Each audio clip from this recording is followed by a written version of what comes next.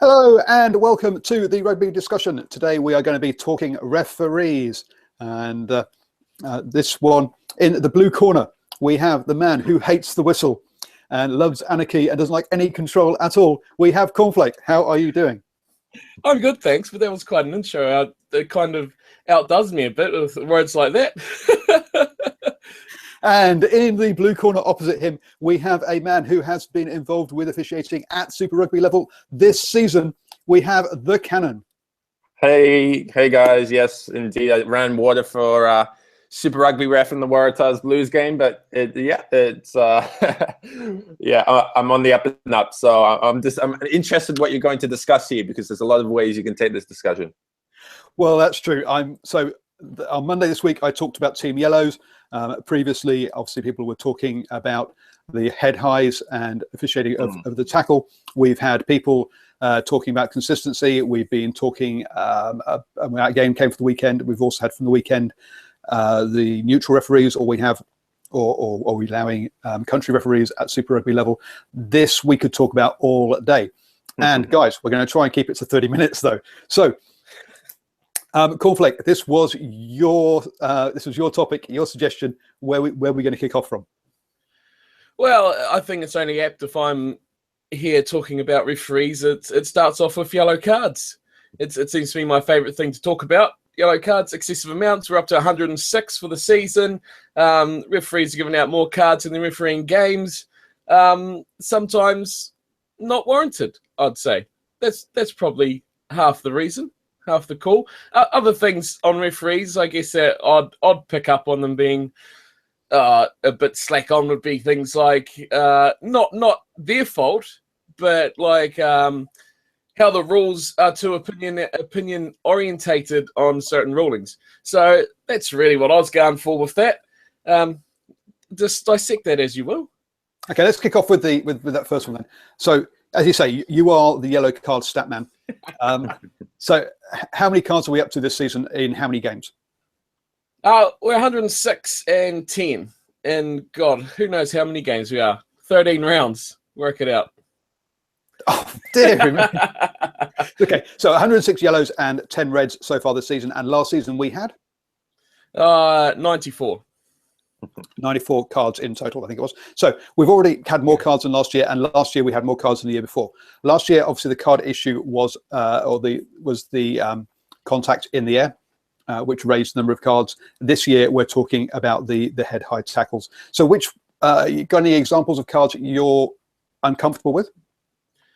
Oh, there's 106, but no, not all cards that I've been uncomfortable with. No, like obviously foul play, and it's all got to be carded.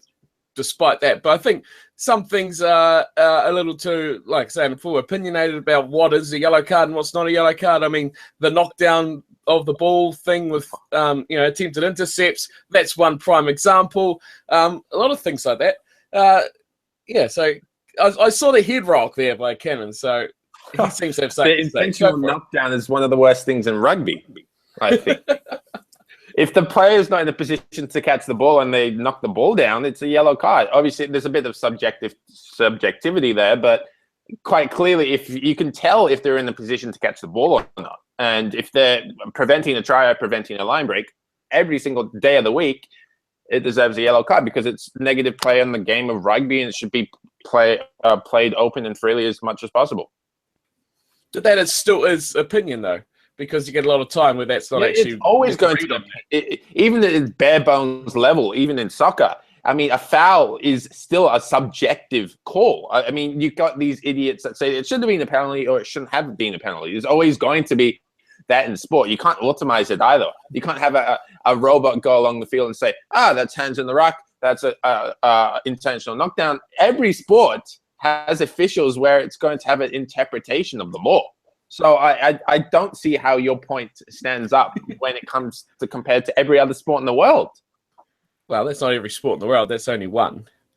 And probably the most contentious technology refusal sport in the world as well, on that matter. No, that's soccer. They just recently brought in goal line technology, and recently in Australia brought in video referees. How many decades did that take? That took decades and decades and decades of people bitching about that before that happened. But that's soccer. We're not talking about soccer. And be careful how you say decade, please. That sounds a bit naughty to some of us. This is a clean channel, this one.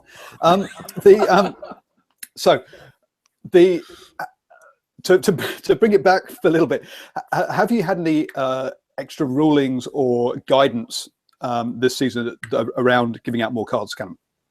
Oh, yeah. Well, it's the new interpretation of the law is you're supposed to put into either intentional or reckless, I think, or it's accidental and reckless. There's two different terminologies that it's put into. One's the accidental is the less threshold one, and the reckless is obviously the one with intent, has some force, blah, blah, blah. What the AIU has done is, which the World Rugby got wrong, was to have that three-step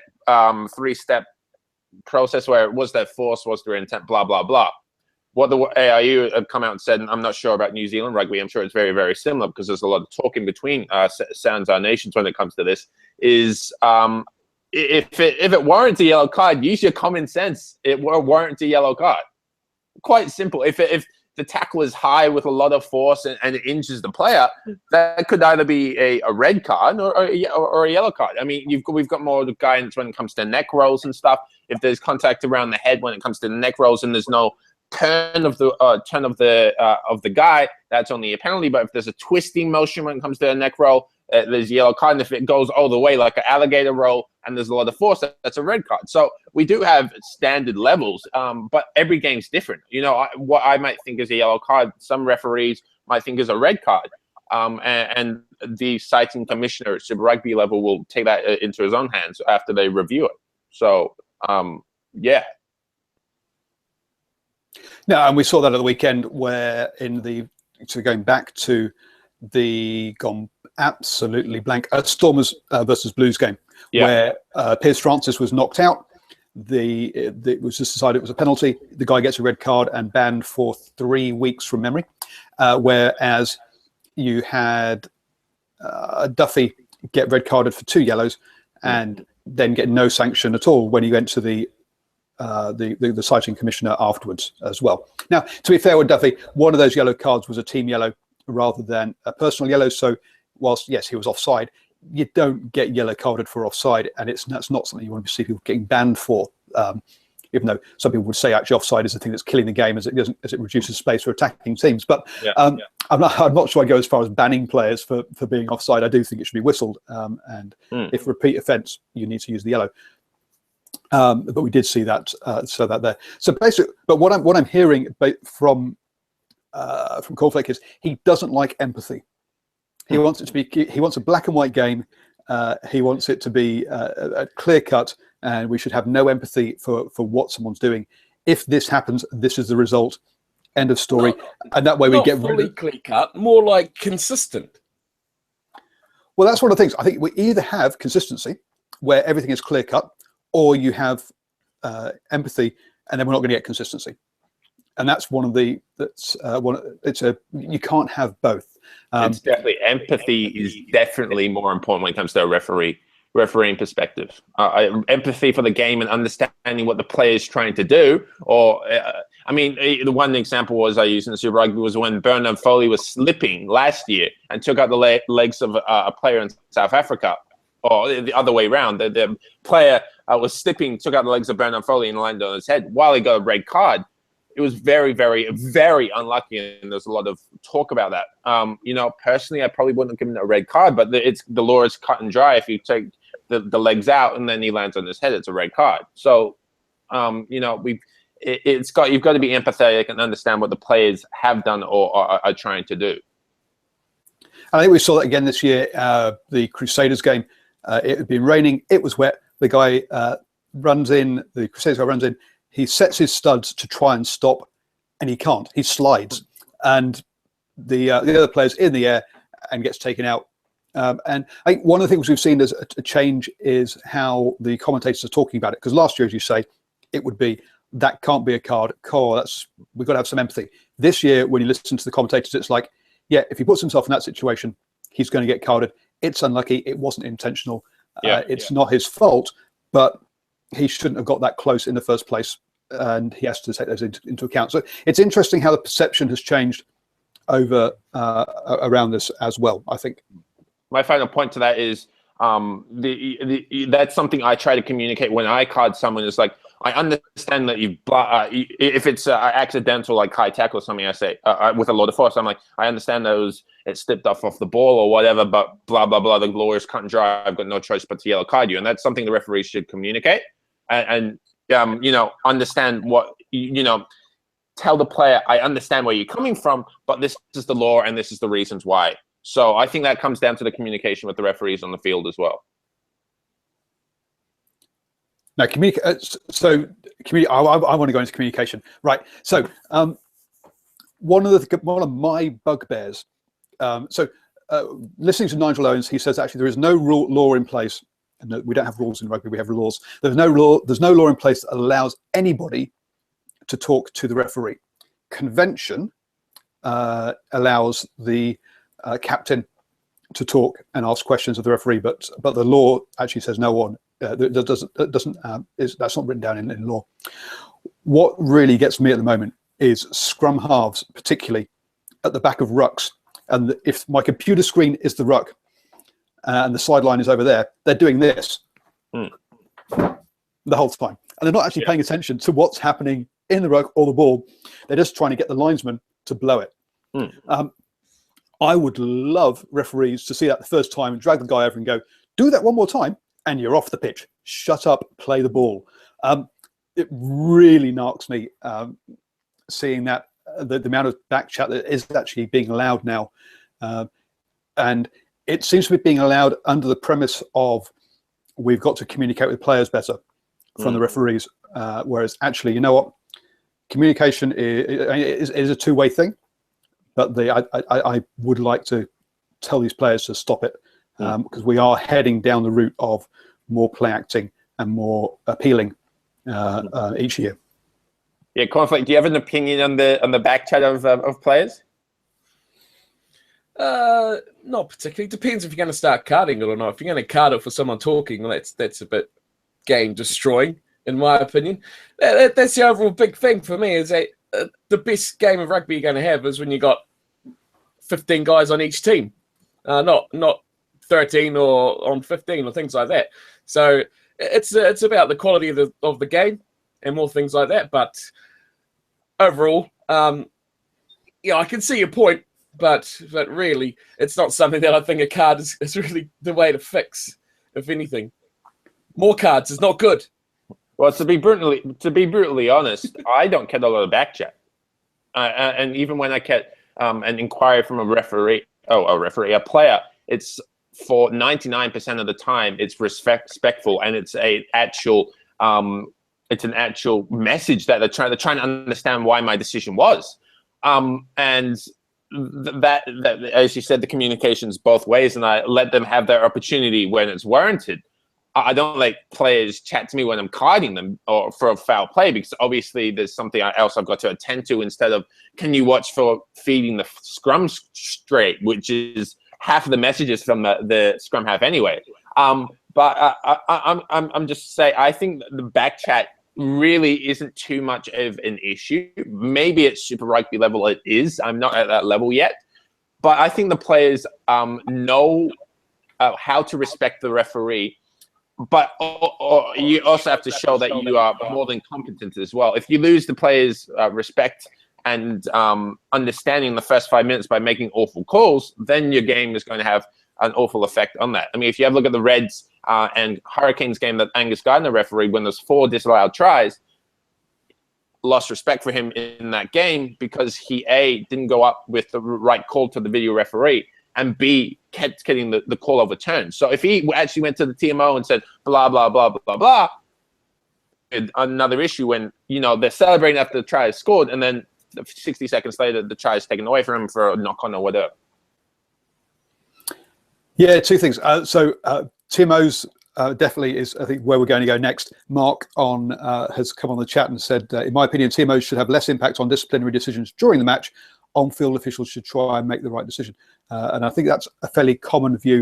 And I think that takes... but one thing that was interesting this weekend, and so we'll come back to Mark, during the Aviva Premiership finals, semi-finals, was one of the tries scored, and you saw the player pick up the ball, run back, and try and take a very quick drop goal because he was so certain that it was going upstairs, and he wanted to make sure that it didn't go upstairs. And the referee, I mean, it's under if you see the ball pass to a fly half or a known kicker, and he's going for it, then you can sort of vaguely understand why they're doing it. When a loose forward scores a try and runs back and tries to do a drop goal himself, you know something's up. So the referee was very quick to tell him to stop, which was fun. Hey, Esco Beats, great to see you joining us. Let us know if you've got any questions in the chat there. So what is your opinion about how much should go to the TMO and how much should be made by the on-field decisions?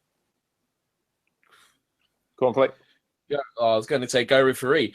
It depends. It depends. I am of the thought that only certain things should be judged by the TMO. There should be, like, I think there is limits to how far back they can go, but that's quite often stretched quite dramatically. How far back from the certain play? It's only like 2 phases or something like that. Yeah, there you go. Quite often you see it go even back further than that, which really shouldn't. But the worst thing is when they change their mind.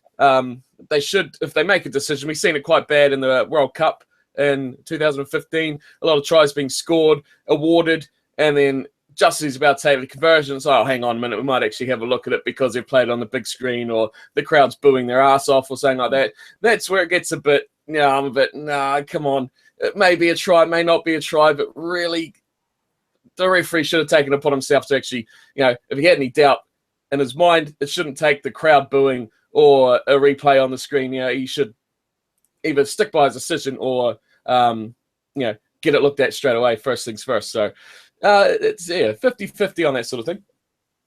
Now, on the big screen, and I definitely have strong views on that one. So I did a video about the big screens last week, I think it was, and I think that we need to put rules in place that say something like you don't replay the try until after the conversion's been taken. You don't replay certain acts within a certain time frame because, as you say, the crowd response or the referee looking at the big screen can alter the decision that's being made, and therefore it can be unfair or uneven depending on which pieces of footage the broadcaster wants to show. Because I think otherwise it's not. If they show everything evenly, then it's fine. But quite often the host broadcaster will have a vested interest in who wins. So I think we do need rules around that side of things. On the other piece, I think the technology available to the TMO varies, and I think that makes a big difference. So at the Rugby World Cup, they had Hawkeye, where the TMO was in his own van. He had multiple screens. He had full control over what he was seeing. He could rewind, fast forward as play was going on. Whereas quite often now at the lower levels, they can't afford that kind of technology, and the referee is pretty much seeing, or the TMO is seeing what we're seeing effectively on the TV. Absolutely, it just gets a small box. It's really not much at all. It's just a small box, which is about half the size of a normal TV. So he's actually got a worse view than we have at home. So when it's in the Rugby World Cup setting where he's got multiple wide screens and has full control, the idea that he can click and tell the referee, hey, something's happened, play on, I'll go away and watch it and come back and tell you, I thought was a great way of using it, because that way you're not stopping the game to go back several phases. He's reviewed it, and fine, there may be 3 phases on by the time he's reviewed it. He might go, guys, such and such kicked such and such in the head three moves ago, we're off back. But it was spotted there and then. So I'm fine with that. What I'm not fine with is waiting 10 minutes while they go back and review things and having big gaps in play, which I think is a problem. Well, let me just say that now, the discussion about the usage of TMOs, you can either have it 2 ways, and the NRL is the perfect opposite end of what we've currently got. We don't go to TMOs as much as we should, so the TMO more than they should. So the NRL, if you have a look at the bunker, it is got the worst perception pretty much in rugby league outside of cocaine at the moment, because because of the way in which they do things. All the time, every second try, they go up to the video referee and it's like, we're going up as a try, blah, blah, blah, and take 3 minutes to make a decision. But what we do is, which is maybe has its pros and cons, but if the referee thinks it's a try, and then the TMO then goes back and says, oh, there's something we need to check. While that's a bad look at the time, if there's nothing wrong, we get on with the game. So it really depends what way you want to have it. If you want to have many stoppages in play just after a try is scored, if the referee is not 100% sure, or if you want to go the opposite way and have the referee is 90% sure, awards the try, doesn't award the try, and then the TMO comes back and says you should have a look at this. It depends which way you want to sort of go things, because the referee, the TMO is going to come back and say something maybe 1 out of 10 times. It just depends really on what you want to see, and that's a question I want Conflict to answer. Straight back to me. You just go and pick on me. Now, as you say, the NRL, the bunker idea is not going well. It is far too many stops. No, I kind of said the same thing as you, really. They just need to make a decision, and unless it's really dodgy, to stick by it. Like 9 times out of 10, it'll look like a try. And it's really only those small ones that, like, really close to the sideline, sometimes mauls, which you can hardly even see anyway, even if you replay it in 100 different angles from a million different cameras, you're not going to see the ball. Ridiculous. Just probably more responsibility on the refs to make the call. That's what I think, and just get on with it. If it's a tiny, tiny little, inch different little thing, then, as long as it's not obvious, then just move on, get on, play on. No stoppages, because it takes too long to go through the games sometimes. So you guys want to go the way that the something like NFL has gone? Because they went down the route having lots of replays, and then they basically said, right, no, we're scrapping this. The coaches have 2 or 3 referrals where they can have a look at something, and that's it. And we're not going to have lots and lots of stoppages for TV replays. We'll have lots of stoppages for adverts because, hey, they pay for the game, but we won't have stoppages for replays to get decisions right. And they accept that there will be human error, and that's part of the culture of their game. Personally, I actually would like the TMO to basically be another assistant referee. And I would like to see him come in and let's get onto scrums and scrum feeds. Now, Nigel Owen has said, I've heard him be on radio before talking about this, and he just goes, there's too much for me to look at to catch everything. Therefore, that's one of the things I happen to miss. Effectively, he says there's so much going on at the scrum to officiate that he just can't watch absolutely everything. The Cannon's laughing at that one.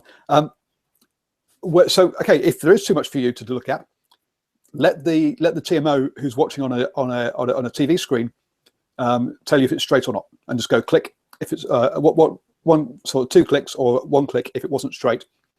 Bang! Very quickly, everyone will be putting in straight.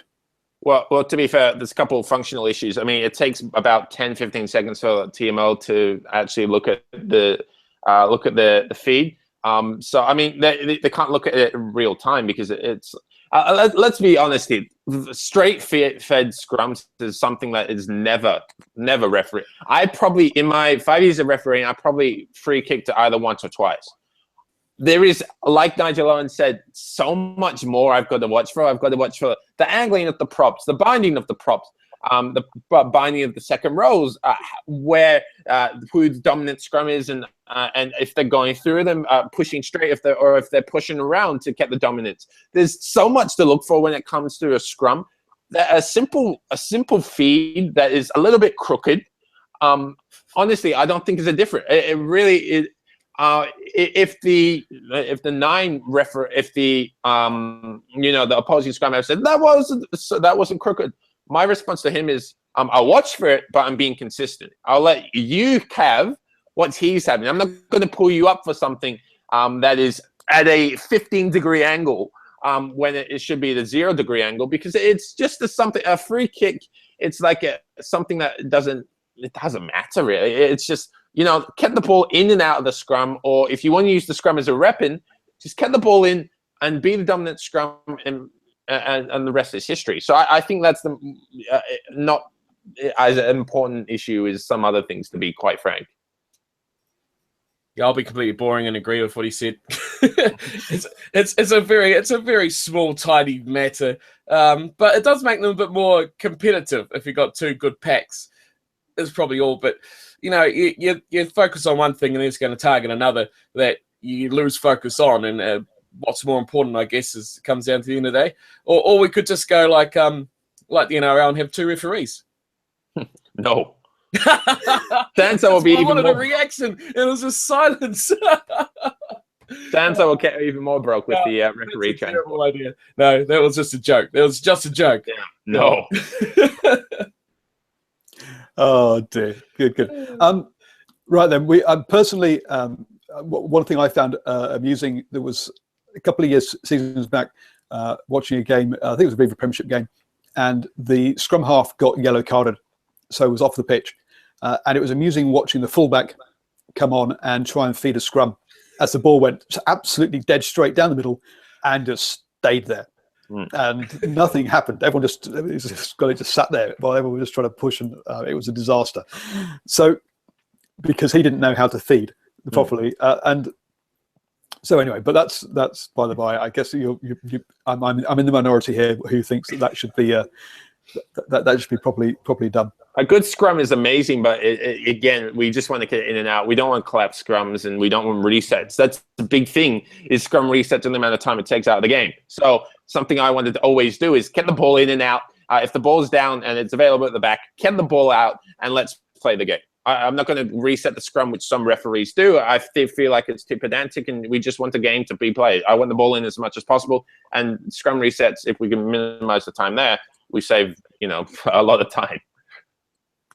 Yes, I think we're all with you on that one. Well, boys, we have run out of time. So, Cornflake, why don't you tell people where they can get hold of you? This is no Super Rugby preview, I can tell you that. Oh. So we're going for another hour. Yeah. You can catch me on my channel, Cornflake Scribs, where you can find me. Twitter, same name, at Cornflake Scrib is my main outlet, so where you can find me. Super Rugby preview, for those who are watching, is actually uploading right now. So you'll be able to watch that as soon as you finish watching this, and watch the cannon go mental on the Waratahs. So that's a special one. Get involved. And the Scottish Cannon, where can they find you? Pretty much the same. The Scottish Cannon Twitter, Scottish Cannon 4 on Twitter, and the Scottish Cannon on YouTube. I wish I could have my same username as my YouTube name, but unfortunately the characters didn't allow me. Oh dear. And I am DrivingMaul. If you're watching this, then you probably know that I have a channel on YouTube. I'm at DrivingMaul on Twitter. You can also find me at DrivingMaul Facebook page, and drivingmaul.com is my website. Thank you very much for joining me. Next week, I have another referee on the rugby discussion, talking about the blue cards initiative that has been implemented in New Zealand for around concussions at below sort of professional level. And then the week after that, I'm looking at talking about lineouts with the lineout coach and what is involved in that after hearing George Cruis say that he has 50 choices of different lineouts to make when he goes for a lineout, which just blew my mind that they actually are thinking of that many options. So that's what will be on the rugby discussion for the next 2 weeks.